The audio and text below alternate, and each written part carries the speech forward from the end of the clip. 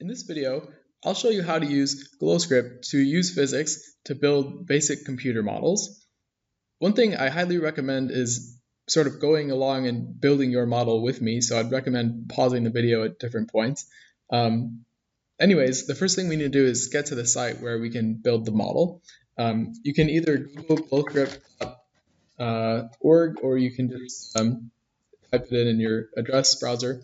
Either way, once you get here, the first thing you want to do is sign in or create an account. So when you sign in, you want to use your Harker email, but it's important that you use your full Harker email. So it should say, for you, it should say at students.harker.org. That's important you put all of that in, and then your password. And that way, if you forget your password, you can always send a reminder and get back in. So once you sign in, you can click here to see your programs. You'll have a folder that's blank that says My Programs, and go ahead, click on that. And obviously I have a bunch of extra stuff, but the first thing you want to do is create a new program. And we have a certain convention, so please use your first name underscore last name to create the name of your program, so it's easy for us to find. And once you create your program, you'll get something that looks like this. The first thing you want to note is that you don't want to mess with this first line that says Glowscript 1.1 B Python. So that helps the computer interpret the code you're putting in, and you shouldn't ever make any changes to that line. If you want to write your name or something at the top, or add any other comment, which is a piece of or some letters that the computer will not interpret as code, you can use I want to say hashtag, but I guess it's actually number sign, and then you could put your name or something. This gray text, the computer will not interpret as part of your program. So the first thing that you want to do is create your object, and there's different objects that you can create. It doesn't really matter, but one of the simplest is a sphere. I'm going to give the sphere a name, which is ball. And then I'm going to define it as a sphere, and then inside these parentheses, I'm going to define all the characteristics of the sphere that I'm interested in. So for example, I want to give it a position. So I'll say position equals, and it's a vector, so I want to say vector, and then this is in x, y, z form, but of course I want to put in particular numbers, so let's put it at the origin. Oops. Of course, other things that would define a sphere are the radius, and I will set it to be 1, and I want to set the color to be, and you can put in any reasonable color you want. Let's make it yellow, and then just make sure you close the parentheses. If you have an unclosed parentheses or extra parentheses, that will confuse the computer. So at this point, I'd recommend pausing the video and making sure that you can do as much as I've gotten so far. Okay, before we go further, one thing that is highly recommended when you're building computer code or writing code is to test what you've got and not go too far in case there's a problem. So if we run this program, let's see what happens. And you can say, okay, I've got a yellow sphere. You can look at it from different perspectives, and it's not moving because I haven't given it any instructions to move yet. There's a couple other things I want to define to get started with my model. One of them is I want to set an initial velocity, and this is going to be a vector again. So let's say it's going 1 meter per second to the right. And I also want to set a change in time, which I'm going to call delta t, and I'll set that to be 0.01. Usually you want the time to move forward in kind of small step sizes. Okay, the last thing we want to do is create a loop that will use our physics model to actually move the sphere. And so to create loops, one of the simplest is a while loop. And I'm going to say while true. So you always say, this says I'm going to start a loop, and then this says the loop runs as long as this is true, and this will always be true. So because I just typed in true, so it just keeps on running forever. And you can see when I click enter there, it indents a little bit. So anything that's part of this loop will be written on this line. If I wrote something that was on this line, the second line would not be part of the actual while loop. So I want things to be one indent over, no more and no less.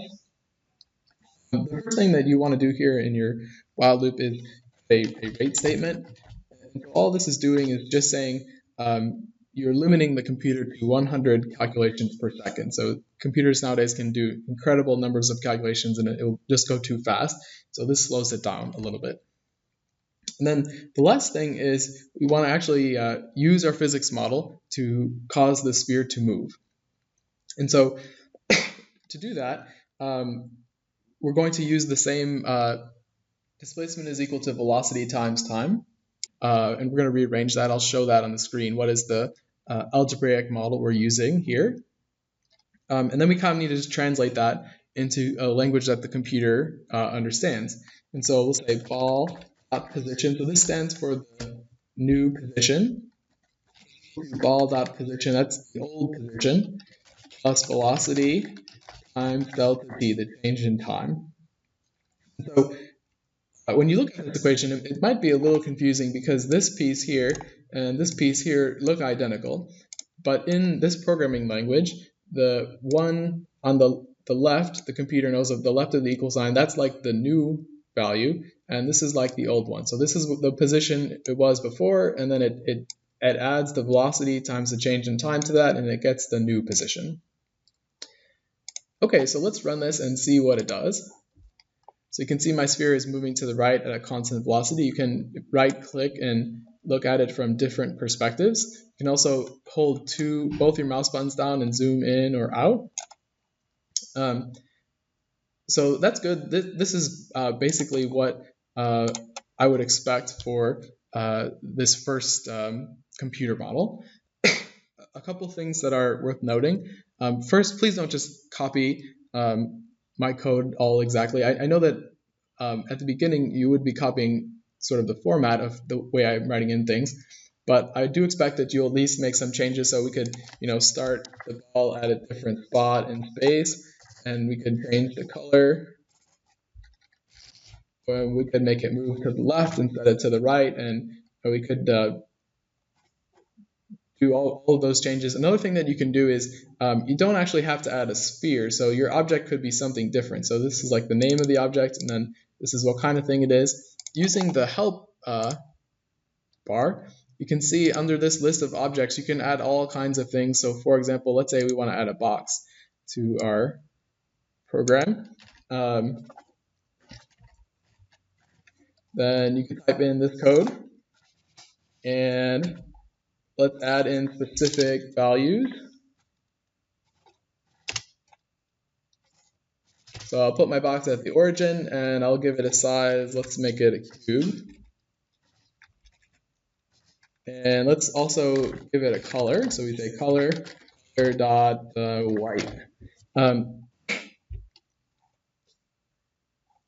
let's go ahead and run that. So you can see now I've added this cube in. It isn't moving because I didn't give it any instructions to move.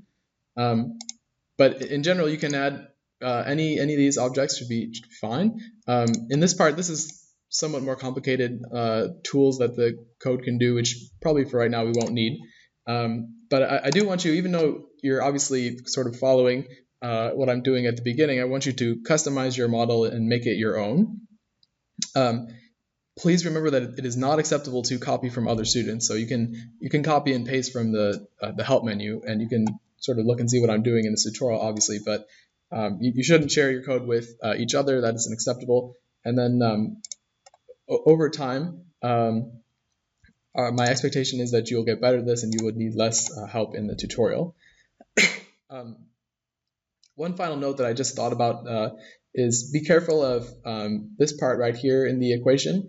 You can't just do velocity like next to delta t like that, or if you put parentheses, that won't work. So to do multiplication in this program, you have to use an asterisk, so please make sure you remember that. And then last but not least, you need to submit your program. So to submit your program, you want to copy and paste your link to the site. And then in your email, you should have got a Google form from me. So if you open that up, I've already edited it. I've already made a response, but if I want to edit my response, I can do that. And then you just copy and paste into the spot the link, please make sure it's right, and then you hit submit, and that's how we're going to grade it. So if you have any questions or concerns, please let me know. You could stop by an extra help, and I will definitely help you create this computer model. Otherwise, I hope this helps you understand uniform motion.